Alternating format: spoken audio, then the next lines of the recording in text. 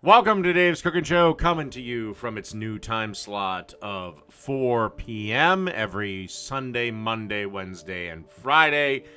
Do not forget to like, share, and subscribe. It helps the channel out a ton, and about 80% of you are not subscribed, so please hit that little bell. All right, coming at you today, we have the cable car. This little cocktail is pretty good and super easy to make.